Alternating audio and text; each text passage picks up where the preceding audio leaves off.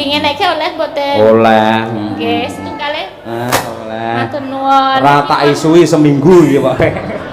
Ya, atiku kok malah atiku kok malah tercep ngono ya apa ya? Bu niki namung nyanu napa nggih silaturahim saestu mboten napa-napa nggih. Leres. Kula mboten wonten napa nggih sing tersembunyi kok kalau Pak Cahyo. Nek ngen chat kula mboten nate kula hapus kok Bu. Biasanya Pak Cahyo tuh sok WA malam-malam gitu. Tadi juga share love, terus ngirim stiker kayak gini gitu. Piye gambare? Ngene. Oh, Ngene iya. ki apa to Pak Jane? Ngene ki apa to Jane? Sarange.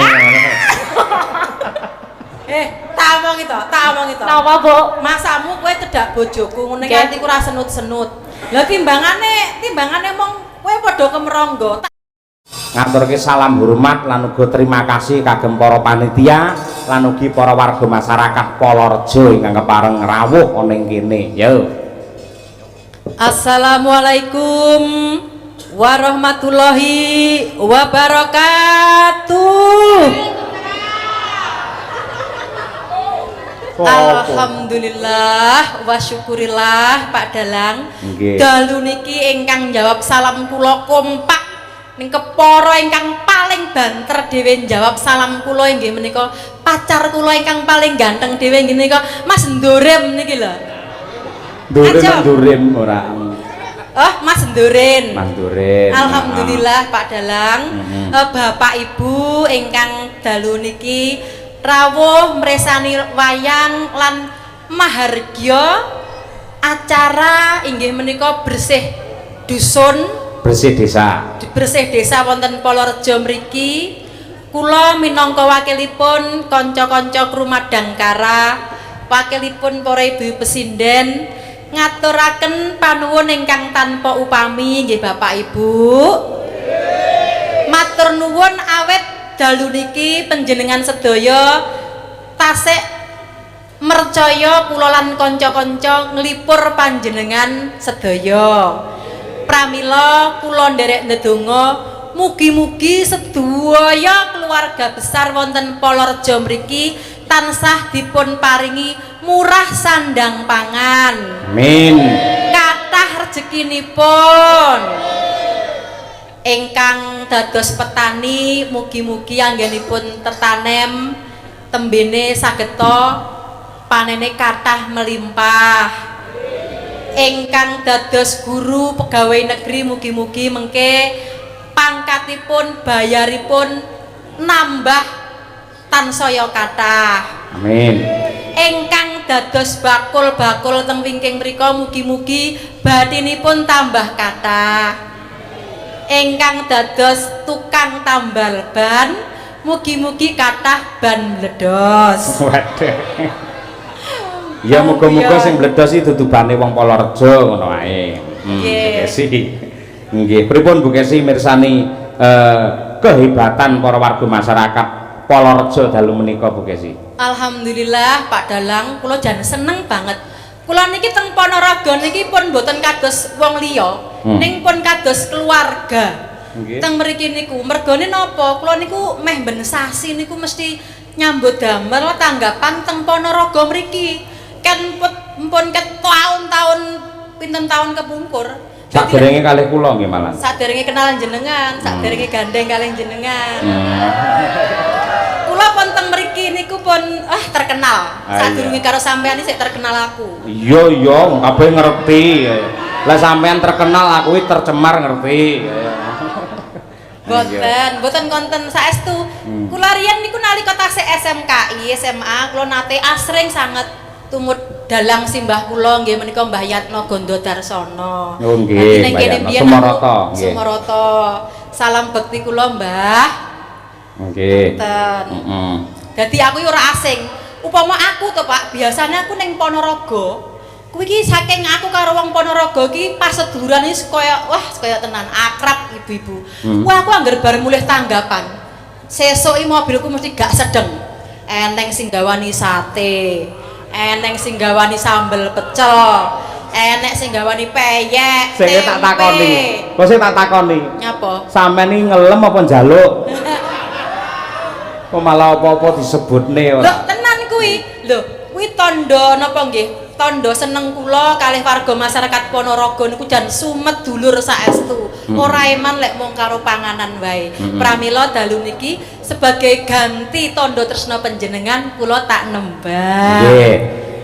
Tembange dandang gula Bu Kesi. Iki mau spontanitas mang mriki kula kei sing duwe mung kula tok catetane. Masa aku ora mbok WhatsApp, biasanya ya mbok WhatsApp ngono lho.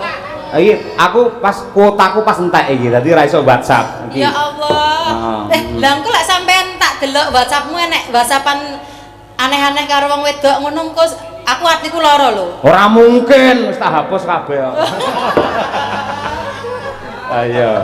Iki lho dandang gula ngisor iki Bu Kesi. Nah, iki tentang desa Polorejo. Mergo mau bar kanca-kanca aku maem ning kono rumangsa lezat enak akhirnya terus aku nulis dandang gula. Oke, yakin?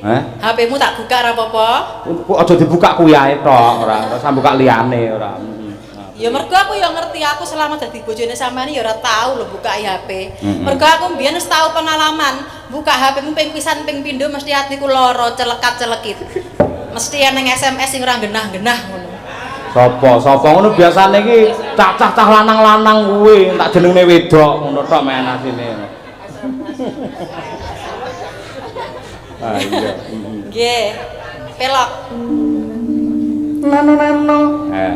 Polorejo.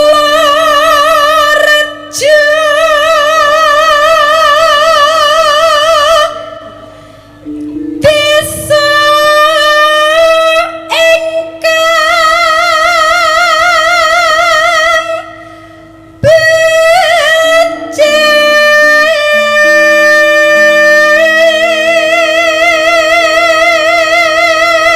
Polorejo desa ingkang becik terus guyub rukun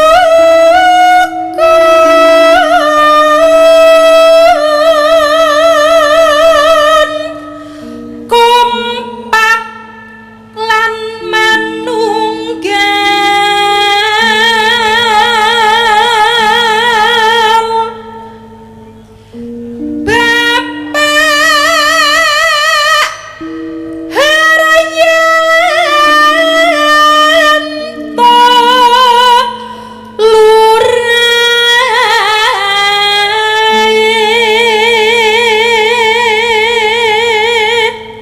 iki sing lenggah piyayi kene upamane ana asma utawi jeneng ingkang salah saged jenengan koreksi lho Bapak Ibu sedaya merga niki wau nggih sak ngerti kula upamane ana jeneng sing kleru jenengan eleke salah ora apa-apa.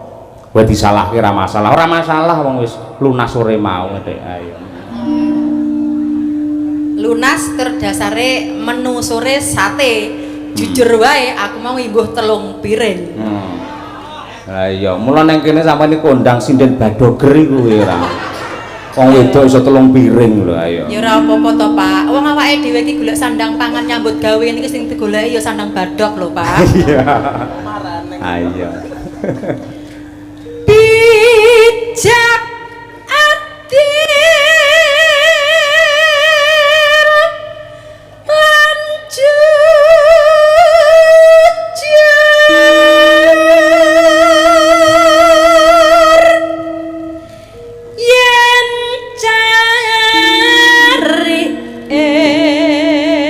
lan Bapak Muhyiddin.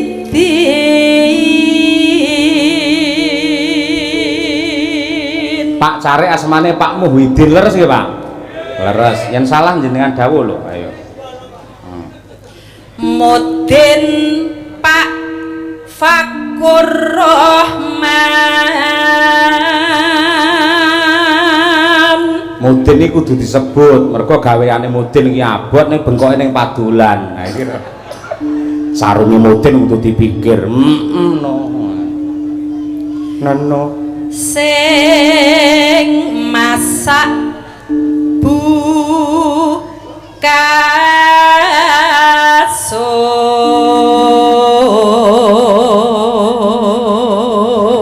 Ndi mang ibu-ibu sing masak leres?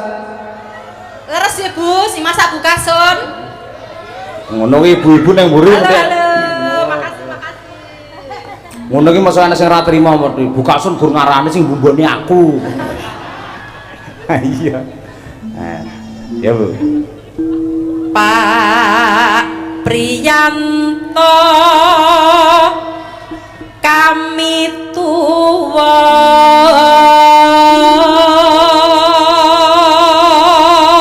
Leras. Nah, ya. Neno. Pak Haryono komandan Laden sing apik.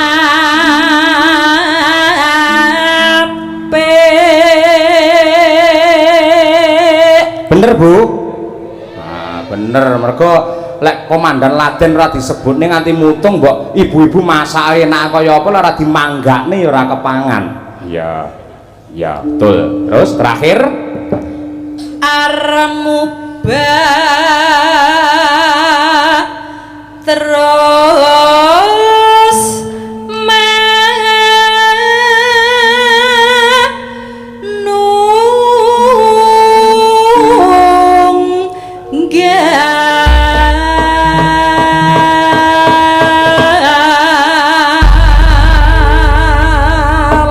Armuba terus manunggal ya arek muda bakalan luar biasa wis ya kok gowo terus coto aku ya coto konangan rahasiane kok ya.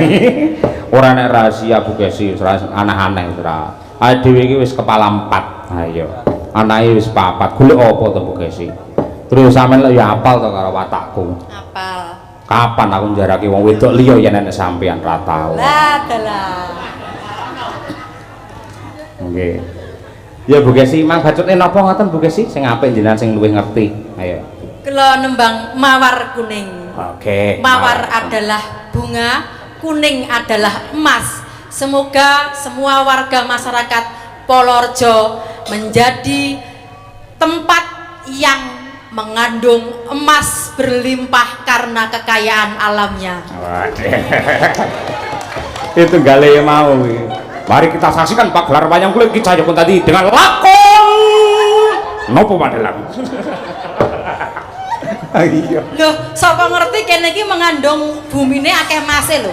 Mergo belum terkuak saja alamnya. Betul. Iya Mas Joko, Mas Bambang. Ayo. Yo, mawar kuning. Mawar kuning monggo dadas.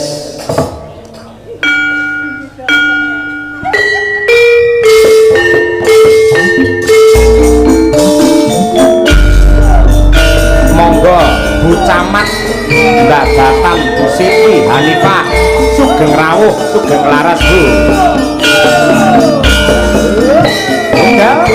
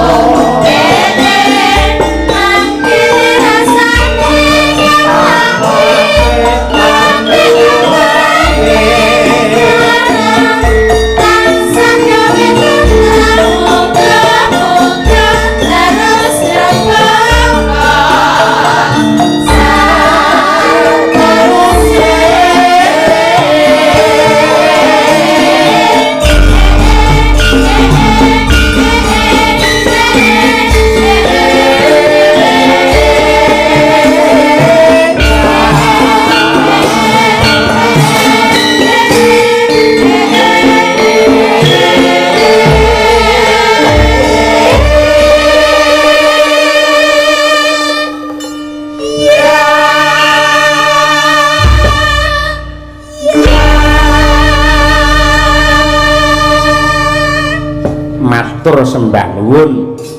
Mawar kuning wis katur diwiwiti saka Dandang Gula Desa Palareja. Muga-muga bisa dadi panglipuring penggalih ya nok. Iya mak iya.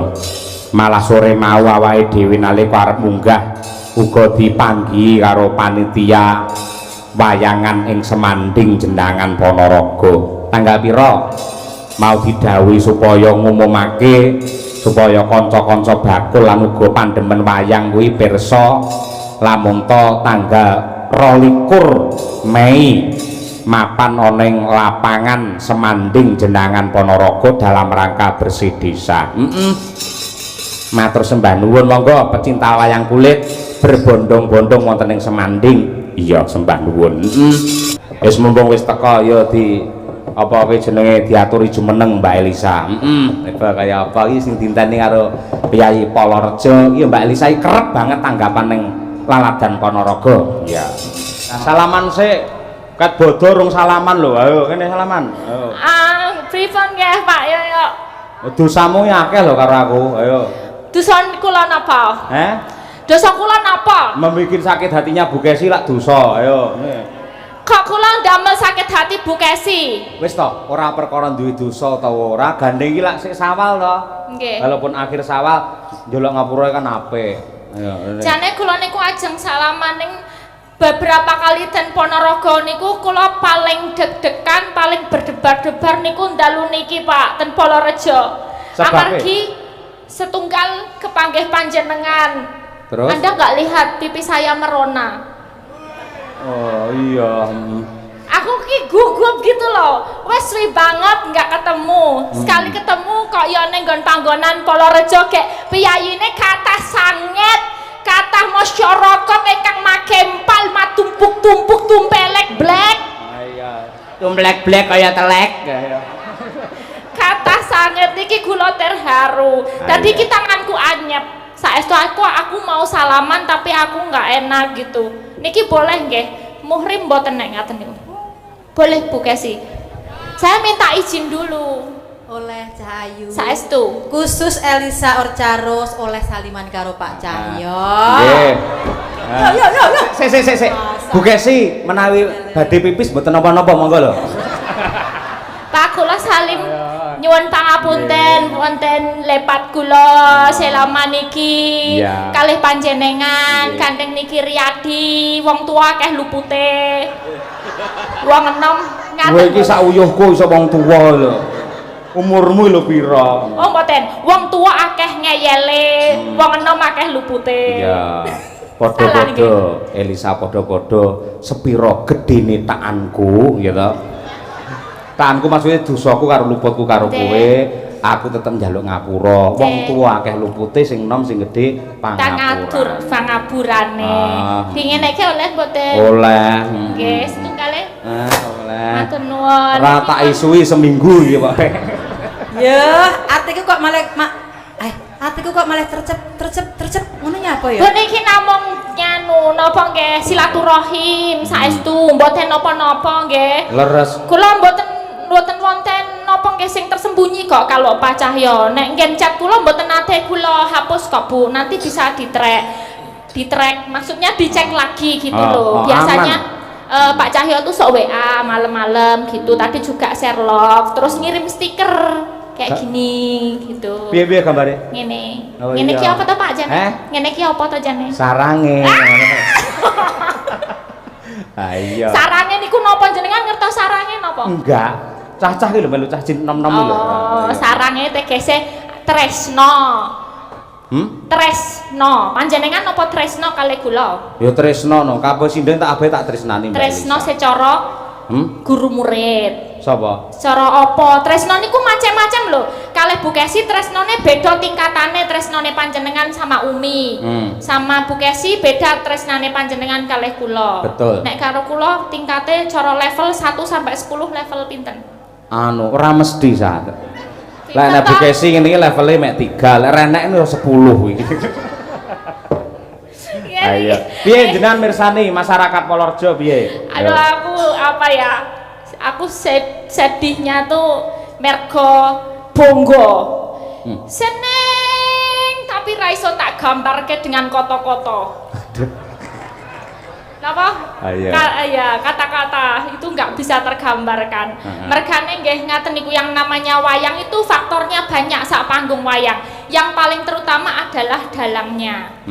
Yang kedua le sindene, le melu tiraka, direwangi sinden niku dandan, mongko bayarane carane 250, mongko pondasione regane 150, bedake regane 90.000, blasone regane 50.000 weh. Gajine piro? Gajine 250. Ngawur, salah. Piro? 120. Loh, demen to. Lah niku direwangi sinden ki bayarane sepiro, mongko bedake regane larang-larang. Yoga direwangi doh kono doh kene ya ora padya jumbuh karo le mangkat nggih. Tapi saking senenge bombonge wayang dilestarikan sebagai alat untuk bersilaturahmi, dinggo alat dinggo berdoa saat bersih desa. Nah, ini yang harus kita uri-uri bersama. Iki kudu dilestarikake nganti sok kapan wae, Pak. Saking senenge kula. Amin, amin ya rabbal alamin. Makanya apa sekarang itu kalau bisa ya nggak cuman bersih desa, apapun punya hajat ya tetap bisa nanggap wayang. Jadi ini iki mangkat samene oke masyarakat kula bahagia saestu. Iya, masyarakat bahagia ayo. Mudaro ayo. Kok modar barang sih? Lah yo, lek bahagia tetap bahagia. Bahagia. Lan iki Mbak Elisa dawuh saking Pak Muhyiddin panjenengan lah Pak Carik iki dipun rawuhi kalian Bu Camat ing babatan Bu Siti. Matur sembah nuwun Bu Siti rawuhipun. Luar biasa sangat dekat dengan warga masyarakat Mbak Elisa nggih. Ya betul Siti, teladan sekali. Semoga menginspirasi dan besok bisa ngrembaka wayangan nambah lagi. Amin ya rabbal alamin. Dalange nggih niki bintang tamune nggih kula nggih. Niki ya iso dalang Pak Bu.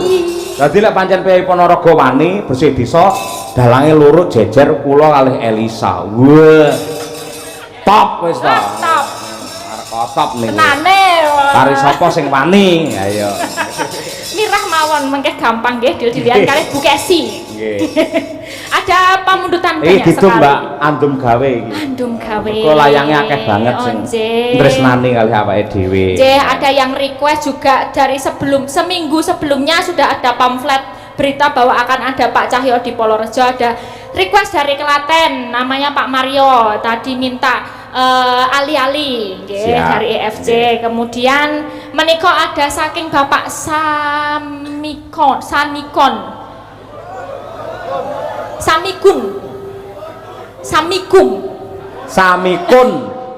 Ayo, Samikun. Oh ya ngapunten kula niku riyen diajari nulis ra diajari maca tadi ya Iya.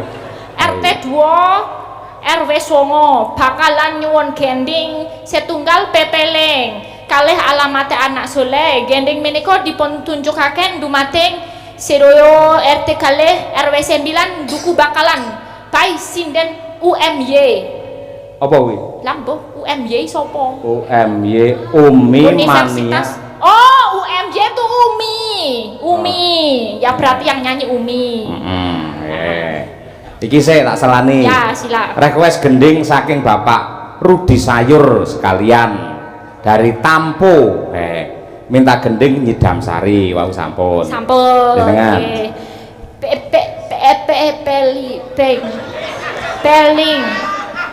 Peling cari sampong, pepeling cari bapak. Aku yang rada mumet Pak, maaf. Tulisan itu kan ono sing gedrek, ono cara Amerika Latin, ono sing Amerika gedrek. Nah iki cara ngendi aku ra reti. Lek memaca ngono kuwi jare iku iso obah dhewe malah ora. Pepeling. Bener dari bapak Sambong Suroto. Ditujukan pada seluruh perangkat desa Polorejo. Menika wonten tindih. Wah, tak buka. Engko ndak aku bahaya dipendeli iki Bu Kesi engko.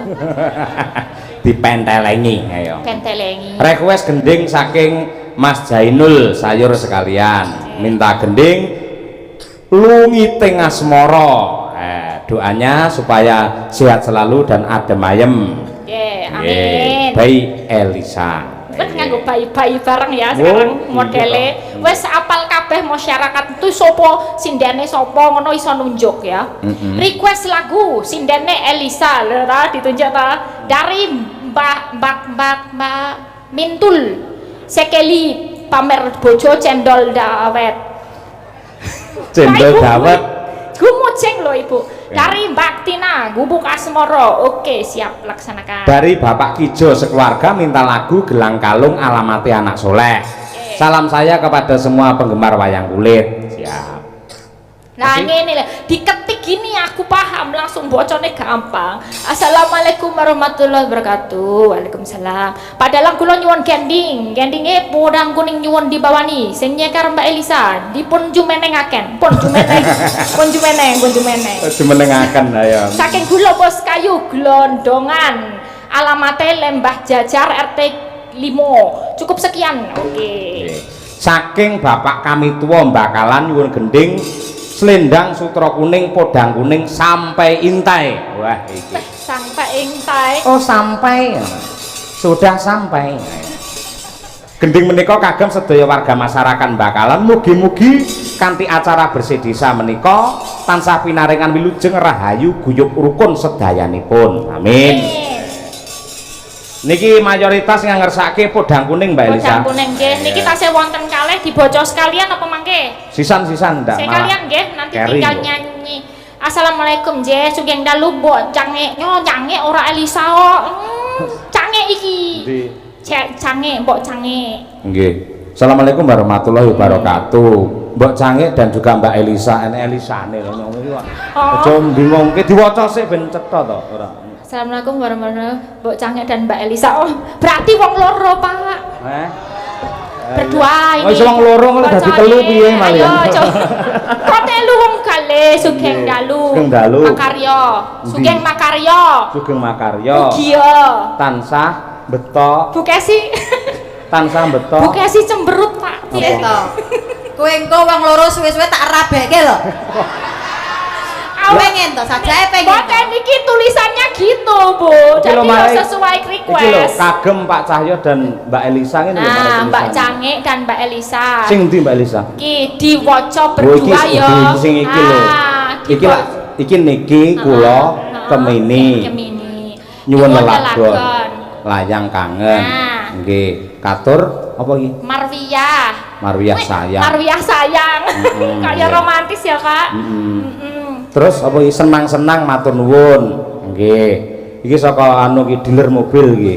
Dealer. Oh, nggih. Tandane Lagune apa? napa niki? Iki lha nek tandane gambar motor iki lho. Ndi? Iki ning isor Gambar pojok. motor iki. Enak apa ora?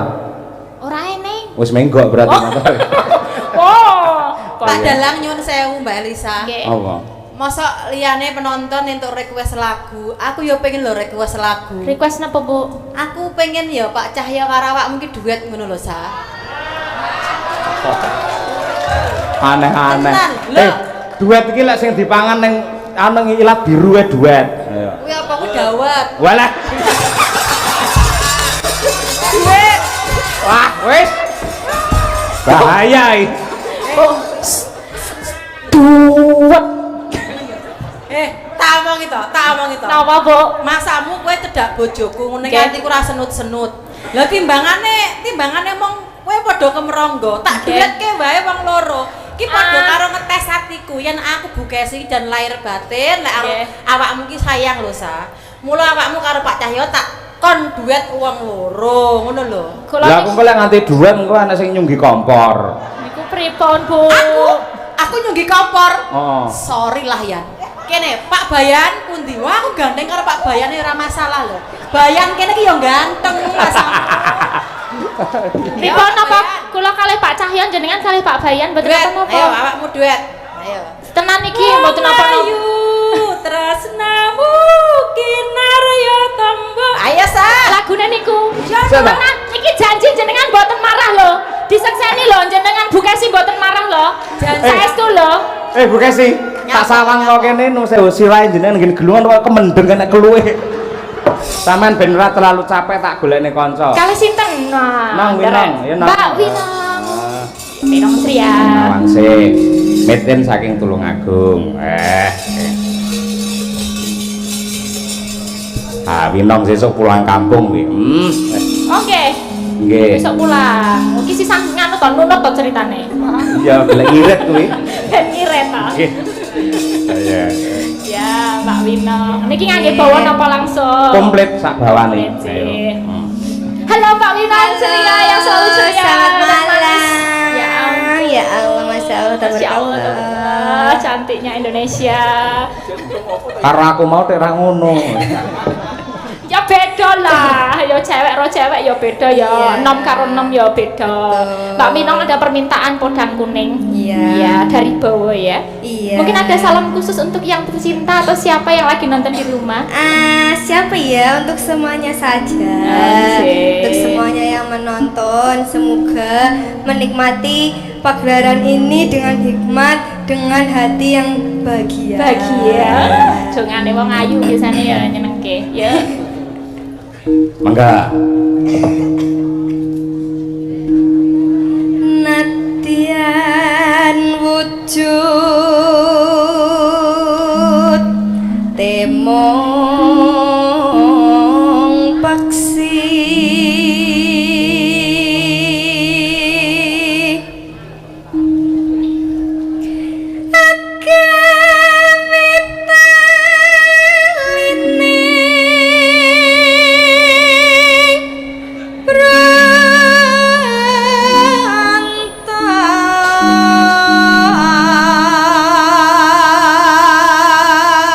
Oke, ini spesial untuk Armuba ya, arek muda bakalan saya wes bekerja sama iso gawe pertunjukan malam hari ini tertib.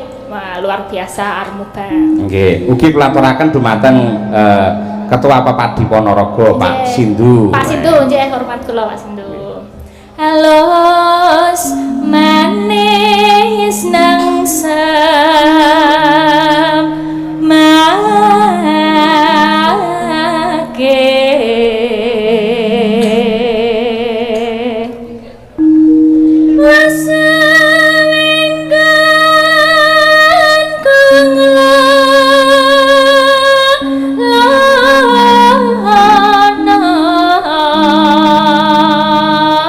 Nonano. goleki si podang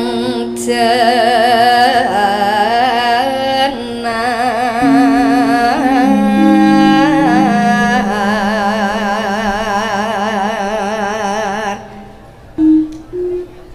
iba bunga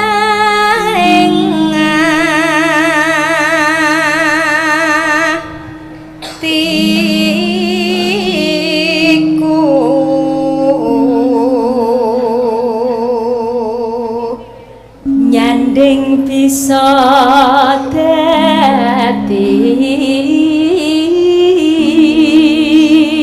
tombo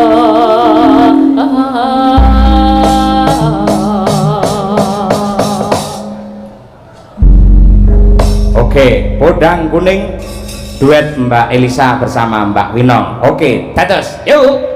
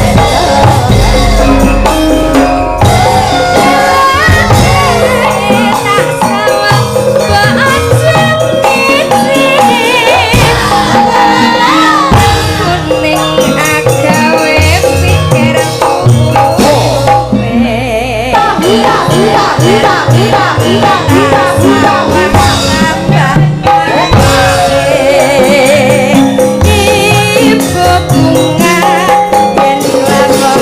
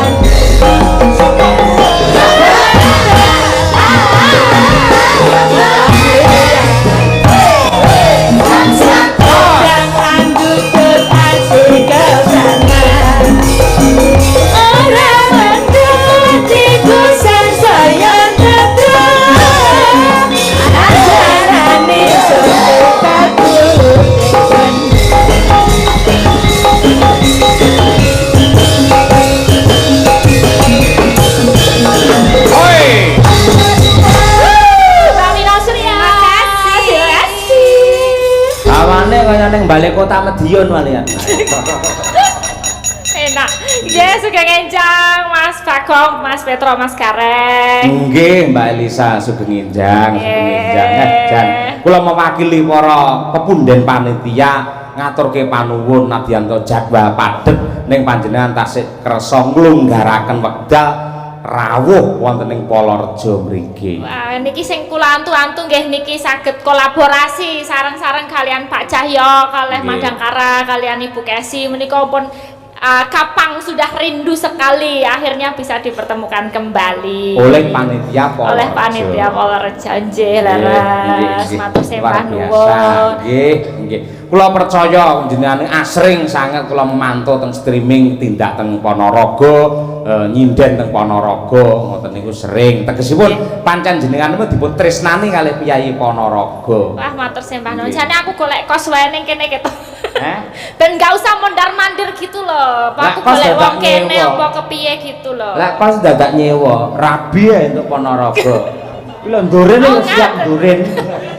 iki lho wis padha lho klambine ndren po men nganggo peach aku ngono ya nganggo kaos peach to sempak rabi karo nduren tenane mindah polahe nduren mendhi enak tenan oh iya ngono wah senyum-senyum nderen nggih niki minangkani kathah pamundutan Mbak sing nganti berminggu-minggu berhari-hari pesen niku napa wau nganti ra diaturke oh nggih Pak Mario niku nyuwun ali-ali terus tadi ada Pak Dalang Wahyu sinten nggih Pak Guru pokoknya tadi minta gubuk asmara nggih Pak Katno nggih wonten mengke duet nggih Pak wah hadir niki Pak Katno nggih biasanipun duet nggih ten panggung Pak Cahyo udah berapa kali itu siap ali-ali rangkung rumiyin nggih monggo Mbak Elisa lho iki mbuktekke nadyanto piyai modern ning ya ora nampik yen tembang-tembang cara klasik ayo jas coba kaya apa yen adikku wedok nembang klasik kau ya pengen krungu ayo nek ngene njuk adik mau apa gimana sih aku rumah aku serba salah piye to ngundang apa-apa kleru ya biasa cewek emang gitu sih cari perhatian sebenarnya nah iya bener wong wedok wis ngono kuwi dadi wong wedok ya kaya kadal gitu Mbak kok kaya kadal nun sewu kadal lek ro wong mlayu ning bar kuwi noleh ngoten niku oh nggih nek ana wong mlayu nyedak apa ngadoh ning bar kuwi noleh ngene nggih nika bocah enom ngoten nika cah wedok simpangan karo cah lanang ganteng mesti apa raine niku ndingkluk ditutupi ning bareng tekan adoh nyaman noleh oh iya bener ya kok yo ngertos jenengan ngerti jagongan karo ibuke karo bapake niku teng ruang tamu enten tamu lanang ganteng ngoten niku sing wedok mlayu mlebu bar kuwi inguk-inguk liwat selambu oh iya ngoten niku itu ku pengalamane jenengan apa pripun le mengamati kok sampai sedetail itu realitae ngoten niku dadi bisa dirumuskan wong wedok niku watake kaya kadal. Ning aku ora kaya kadal. Aku nek misale seneng wong ya ngomong wae, aku seneng kowe seneng ora seneng ya wis ngono. Butuhe apa diungkapkan nek ho-ho nek ora gitu. Enggak semua kabeh kaya kadal. Oh iya. Ora, ojo nesu ngono nesu ora. Lek kadale kowe aku dadi kadal lanang yo gelem. Tenane. Iya. Mulai dikadali. Nggih, Bu. Nggih, Bu. Nyatu lek tak amati lho ya. Nek kowe iki sore wanyet ya mancing-mancing lho, Sa. Kula niku kurang ngapunten cari Jogja niku pun pun deg-degane niku pun ketwau enjeng niku ajeng kepanggih niku pun deg-degan. Nggih dasare rumiyin itu idola saya gitu, Bu. Bukan berarti gimana-gimana gitu enggak, tapi emang karena fans sama idola gitu aja. Ning hati-hati lho ya, hati-hati lho ya. Pripun? Kucing itu cepake greh. Merambat. Oh, saiki ngerti berarti udah kadal kucing. Wes aku apa ae gelem lek ngene iki wis siap. Ya pokoke Mbak Elisa sing pinter ngrangkani karo Bu Kesi. Piye carane Bu Kesi tetep tentrem atine, tenang batine ngono kuwi. Maksudnya kita beneran mau memperjuangkan ini bersama. Oh, celok kae ya. Kula rambu lho wetenge gedhi. Ayo. Aja ngono lho, Sa. Ada sing nyunggi kompor lho ning mburi kono. Nggih, ten mobil. Ora apa-apa tak kancani lek iki kompor ya. Ya Mbak, bawane Mbak. Ngangge apa? Oke, kula pikir langsung. Komplit dimanfaatke Joko Jogja. Ayo. Jeneng kula kelali aja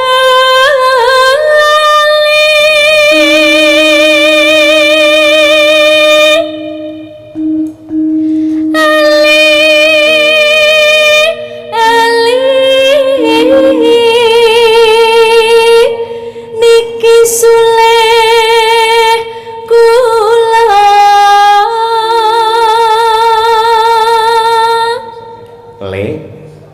le apa? Engko tibane lak le engko. Oh, iya. Itu kamu nebak dulu gitu toh. Iya, nembak kamu. Ayo. Nebak dudu nembak. Iya nebak iya. Aja dianggap sepele.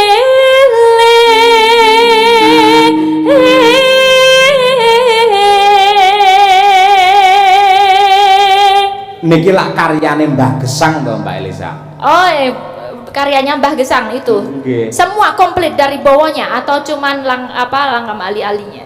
Langgam ali-alinya. Niki bawane niki unik, niki luar biasa. Dadi niki mek uleng-ulengan huruf L. L Tibane yen ora lo, le, lu. Ngoten niku. Oh, nggih. Iki bar le ta niki mau? Le. Bar niki terus lu mesti. Ayo. Kok bisa lu ya? Coba ya. Iya. Kulambetana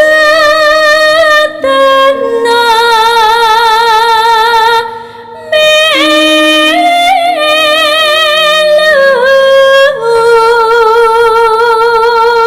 Bar niki mesti li. Ayo.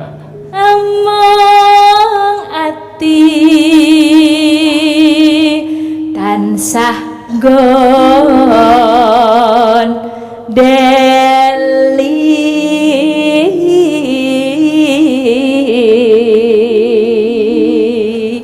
Lo. yen gawe lara gelo Lu. sakit rinten dalu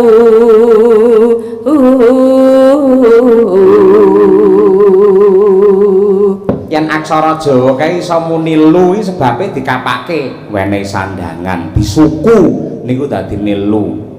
Kok iso muni lo? Lo niku taling tarung dadine lo. Kok iso muni li diwulu dadine li. Dadi lek renek wulune dudu li. Paham aku. nah ana wulune munine li. Heeh. Aksara Jawa lho, Mbak.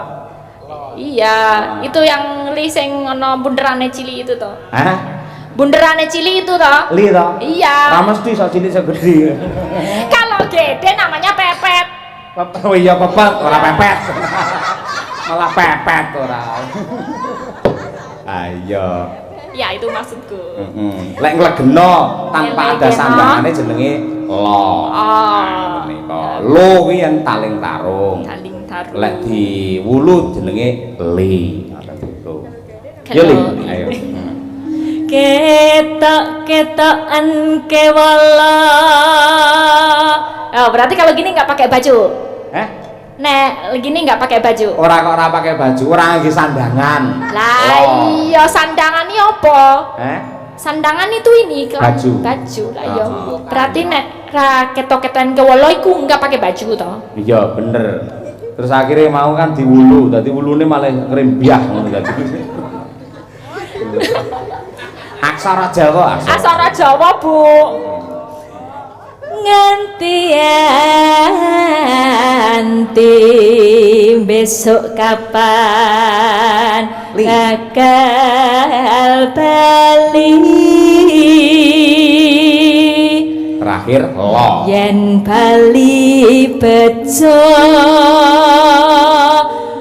kula.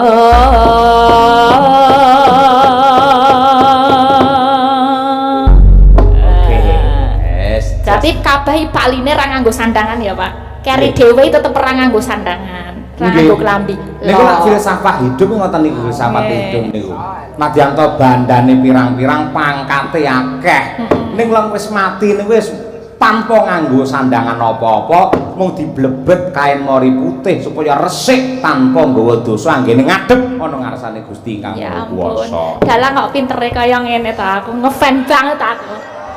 Tenan Pak. Ini aku tuh dapat inspirasi ini tak nggo belajar tapi secara langsung di tak tutuk lho itu sa. Enggak Bu, ini tak nggo kulak. Nek dalang itu kan harus kulak kaya ngene. Ini aja nglesat-nglesat.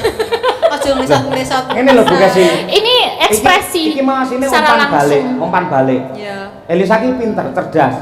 Lagi terakhir ki berarti lo iki ora nggih sandangan apa-apa. Ki lak ngompani aku. Lek aku ora cerdas aku gur muni. Iya, mek ngono tok. Nek aku iso mikir, ya toh. Akhire lho iya, wong mati ora nggo apa-apa, bondo ditinggal, pangkat ditinggal, bojo ayu dijak ya semoyo. Lho, nek lek kesan to, sampean senengamu lek ora nganggo sandangan to? Jujur ah. Lah karek kowe piye? Ayo. Yo ora nggo sandangan mung lo kok eri dhewe kok. Mbak Lisa ya lo ya. Lo no, kari-kari kok. Kari-kari kok ngesandangan. Iya, luar biasa. Ampun mbah-mbah biyen kaya ngono kuwi. Nggih. Terguyon ngene iki sing ngerti ya piyai sepuh. Bocah cilik ora ngerti. Nggih, mboten ngertos. Sudah difilter sendiri nggih. Filter ngene iki. Dadi pamane nggih, sok-sok lak salah paham. Aja mbanyol rusuh-rusuh. Rusuh kanggene bocah karo wong tuwa beda. Benten. Saya upamane nek kata-kata ya. Ibuke karo bapake amit sewu ning jero kamar, anake ngrungokne. Piye to Mas? Lah piye lho Dik? Anu ben iso mlebu idonono. Nah ngono ya.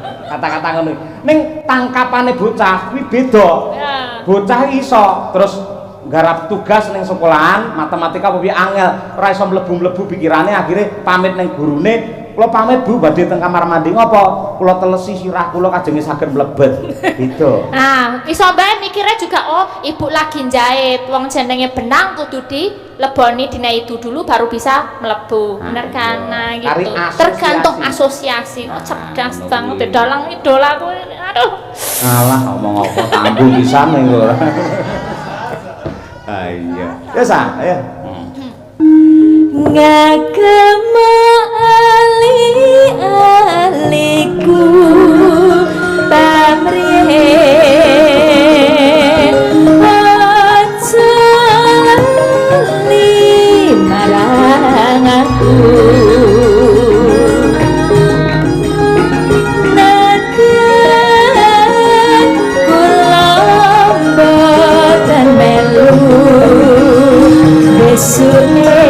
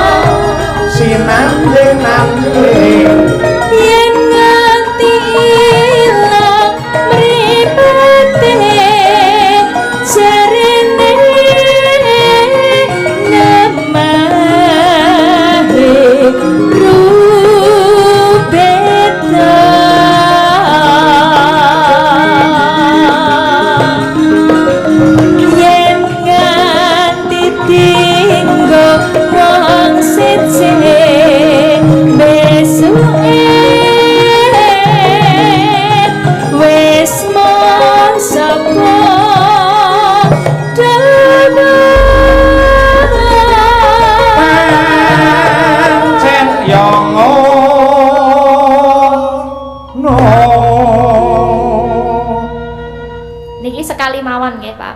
Napa? Sekali aja. Yo sak senengku. Oh, ngono. Lah pengennya ping pinten? Ya pisan ya ora apa-apa. Nggih. Nek kakean yo juarai sok-sok. Nggih. Pisan-pisan ayo. Pisan.